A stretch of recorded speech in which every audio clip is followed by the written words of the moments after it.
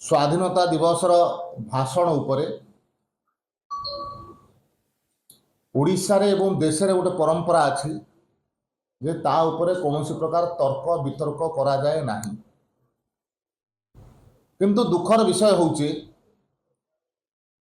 ओडिशा रे थिबा विरोधी दल बिजु जनता दलर मुखिया हुअन्तु किबा ताको मुखपात्र माने हुअन्तु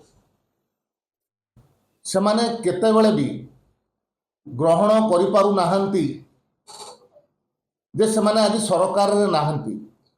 ओडिशा वासी द्वारा से प्रत्याख्यित होइचंती। माछ बिना जल बिना माछर जहाँ अवस्था हुए आज क्षमता बिना बिजु जनता दलर से अवस्था होइची।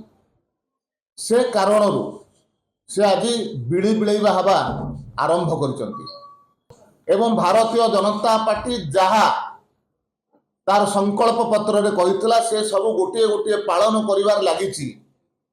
से समय ए कथा को से ग्रहण करि पारु नाहंती।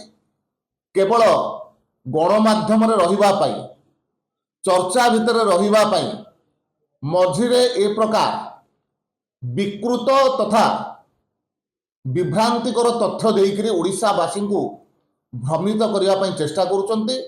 यह अत्यंत निंदनीय। भगवान तांको सद्बुद्धि दियंतु।